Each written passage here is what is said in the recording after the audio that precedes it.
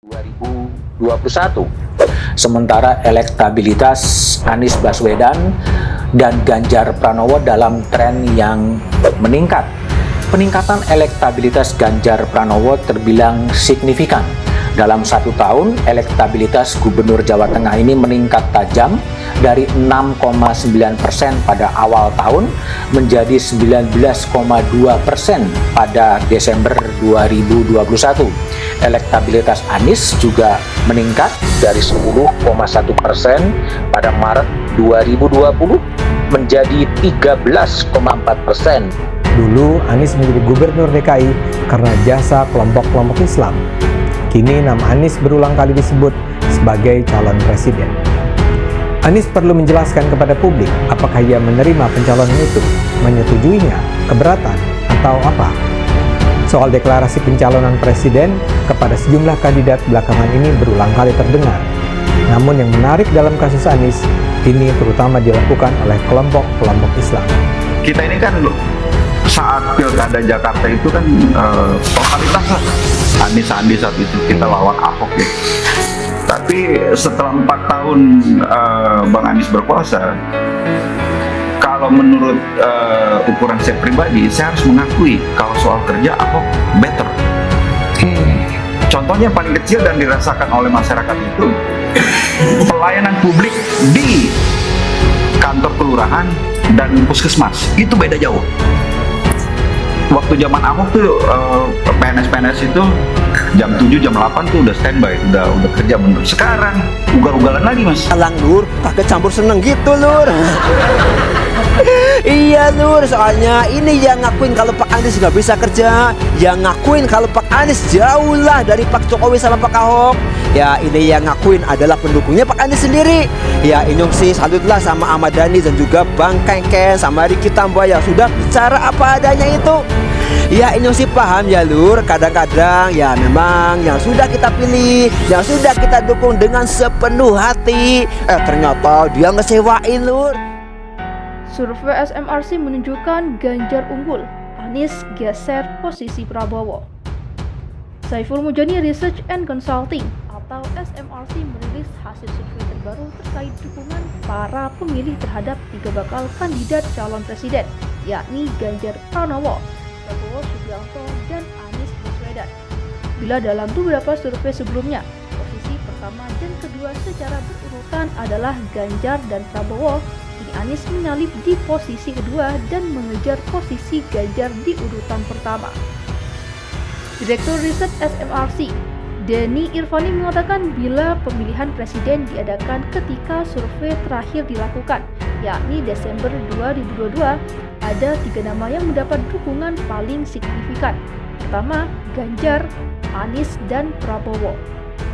Dalam simulasi semi terbuka dengan daftar 45 nama, Ganjar mendapatkan dukungan 26,5%, susul Anies 18,6%, Prabowo 16,8%, dan Ridwan Kamil 6%, kata Denny dalam pemaparannya Selasa 20 Desember 2022. Selain itu jelas dia, terdapat nama-nama lain di bawah 2%, namun Denny mengingatkan dalam simulasi survei ini masih ada 14,4% yang belum menentukan pilihan. Lebih lanjut, ia memaparkan hasil yang konsisten dengan simulasi semi terbuka. Ganjar juga cenderung unggul dalam simulasi tertutup 4 nama dan 3 nama.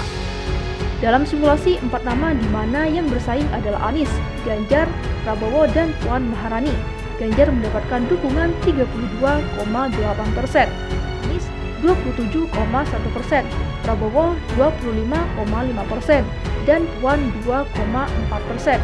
Masih ada 12,1% yang belum menjawab paparnya. Kemudian lanjut dia, dalam simulasi tertutup dengan 4 nama yang dimajukan yakni Erlangga Hartarto, Anies, Ganjar, dan Prabowo, Gubernur Jawa Tengah itu tetap unggul. Ganjar konsisten unggul dengan perolehan suara 32,4%, disusul Anies 26,8%, Prabowo 25,6%, dan Erlangga 3%. Namun masih ada 12,1% yang belum menentukan pilihan. Sementara dalam simulasi tertutup 3 nama, di mana yang maju adalah Anies, Ganjar, dan Prabowo. Urutan pertama masih ditempati Ganjar dengan dukungan 33,7%, kemudian Anies 28,1% dan Prabowo 26,1%. Masih ada 12,1% yang belum menentukan pilihan, ungkapnya. Denny menambahkan bahwa dalam 1,5 tahun terakhir, dukungan untuk Ganjar dan Anies menguat, sementara Prabowo melemah. Pada survei Desember 2022 ini, Ganjar masih mendapatkan dukungan tertinggi dalam simulasi pilihan semi terbuka hingga simulasi tertutup 3 nama.